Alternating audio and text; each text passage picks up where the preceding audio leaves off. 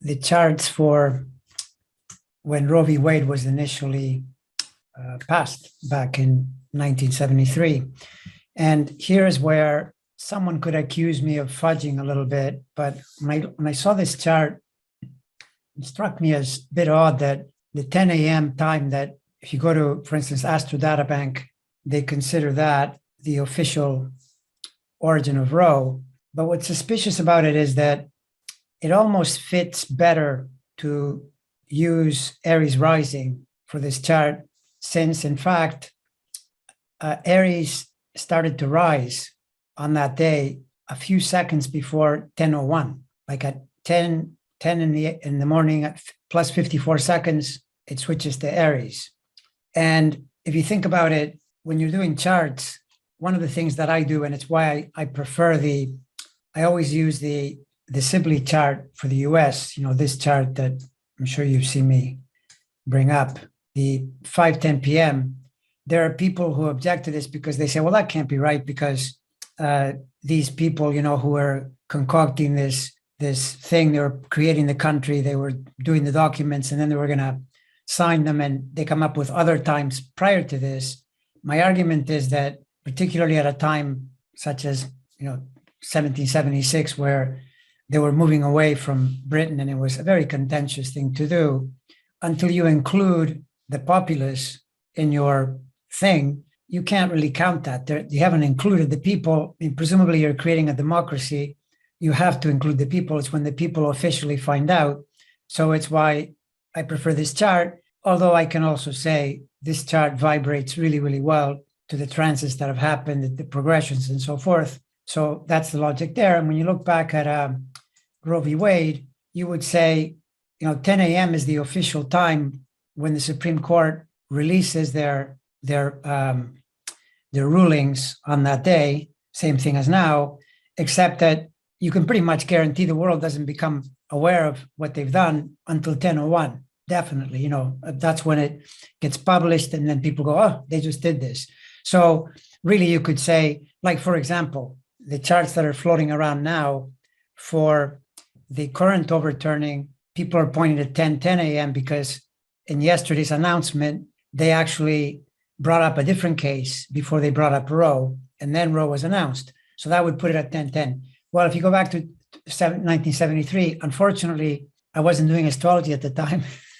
So I have no idea what happened around, the news, and I certainly wasn't paying attention to this. But my point being that using the next sign in this case, to me, makes perfect sense. But as it turns out, either way, when you look at either chart, they both work really well in terms of describing what this law is doing, what it means, and so forth. Because in either chart, you still have the moon in Virgo, which points to a health matter, something that is, towards women's health, the betterment of women's health. If you use Virgo or Pisces rising, then the moon goes to the 7th sign, but then the sun rules the 6th, which turns it into a health matter. And if you use Aries rising, the symbolism is really strong as well, because Mars goes to the 9th, and the 9th is a place of laws, and it still works really well, and the moon remains in Virgo, so it doesn't matter. But I'm inclined to prefer the Aries rising chart, especially because this was a really powerful move. Maybe it was inadvertent at the time. Maybe they didn't think it would be that powerful, but it was a really powerful move in terms of people's freedoms, a really momentous event. And 0 Aries is considered in astrology to be an important point all by itself. You'll run across charts where astrologers who put 0 Aries in the chart as a meaningful point, it's considered a special point.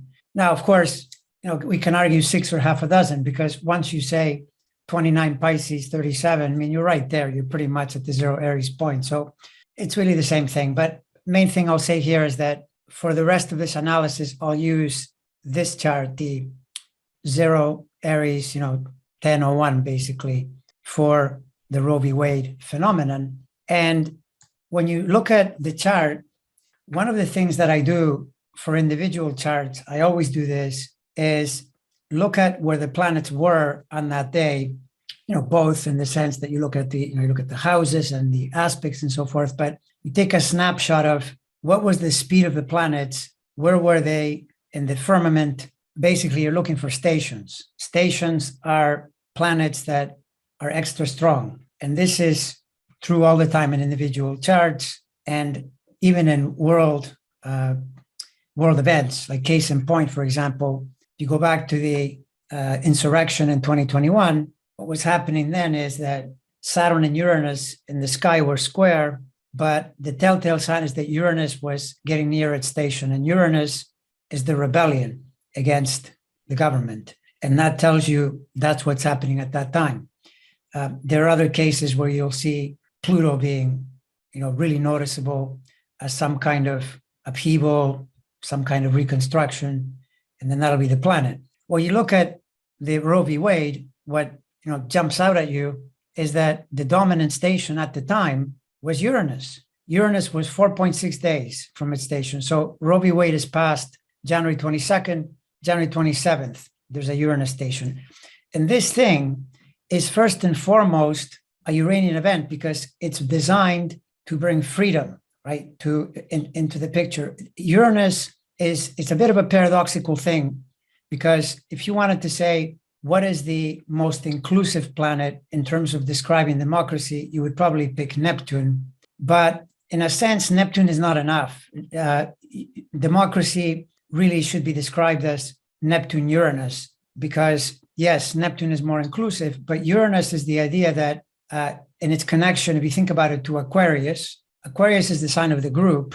In fact, we can go into all kinds of tangents here because you could also point to the idea that this whole thing about the age of Aquarius. To my understanding, the age of Aquarius began in 1790 when Uranus was discovered, because that's actually when democracy started to come online. And if you think about what democracies are, there's a paradox in that they are for the rule of the people, presumably, and yet they're designed to give people more rights, more ways to live their life the way they want.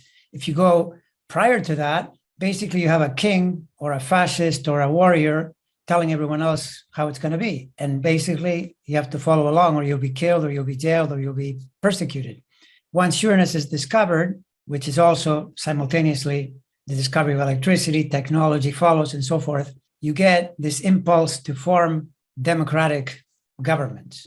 And really that's when it began. They became more and more popular from that point forward. But the point being, whenever Uranus is strong, Uranus, in one sense, doing something for the people writ large and for the individual, right? And this is something, if you study enough astrology, it's plain as day that, you follow your chart. If Uranus is really active in your chart, you feel like going your own way. Something in you says, I've had enough of following these rules. I want to do what I want to do. I want to, follow my own path. And yet you're doing it within society. Uranus, if it were just, I'm going to do it my own way, exclusively, then people would run off and hide in caves, for example, and not relate to anyone else. But that's not what it does. It's the idea of, I want to follow my own way within the group, right? And you see this chart, and for Roe v. Wade, when it's passed, and you notice that the Uranus position is in a station, effectively, and it's square Jupiter, and Jupiter in this chart is the ruler of the ninth, and the ninth is the place of laws. And Uranus is squaring it, basically upending it. It's a challenge to that. But I think even more importantly, and now we switch to a totally different planet, notice that Pluto was trining the sun, right, in the chart. And the thing is, whenever you're doing any chart, you can talk about all the planets and assign them meaning. And, ultimately, there are so many symbols in astrology, you'll have to come to some kind of intuitive, final conclusion about what you're doing. But in any chart, the sun is huge because the sun is astronomically very, very dominant. And moreover, in this chart, if you look at Pluto's in Libra, Pluto in Libra is a relationship, it's a relationship sign. And you start to get the sense that part of what's going on here is precisely that, because all of this argument, around abortion, women's rights, it originates in sexual energy, the energy of relationships, That's the connection to Pluto, but it trines the sun, and the sun is in Aquarius, and Aquarius is a sign of it's the sign of the people, right? So there's a transformation to benefit the people. And then indirectly, you'd say, because that's what Aquarius is, it's the idea of the individual within society. So Pluto trines the sun, and then you have to start looking at what is going on in future periods, to get a sense of where's this law going to go. Before that, you'd say, yeah, I can see the problem here already, because what happened here is the law gets passed with the Uranus, squaring, demanding change. Pluto is trining, suggesting it's a powerful transformation, which, by the way, was accepted by the people. And proof of it is that, it took more than a decade before there were serious challenges, but you're getting the preamble in that, or you're getting the warning in that Saturn opposes Mars, right? So if Mars is the law, and by the way, it doesn't matter if you use Pisces rising, because Mars is in Sagittarius, the sign of laws, it still applies. It's just that in this case, you put it purely in the 9th instead of where you would put it in the 10th. Same thing. Saturn opposes, so you get the sense that Saturn is going to attempt to fight back, oppose the law. And certainly one of the things that has happened over the course of 50 years, there's been this persistent chipping away, trying to restrict, to reduce Rho, which is what Saturn does. Saturn reduces the energy, right? Or rather, limits, imposes limits, restrictions, and so forth.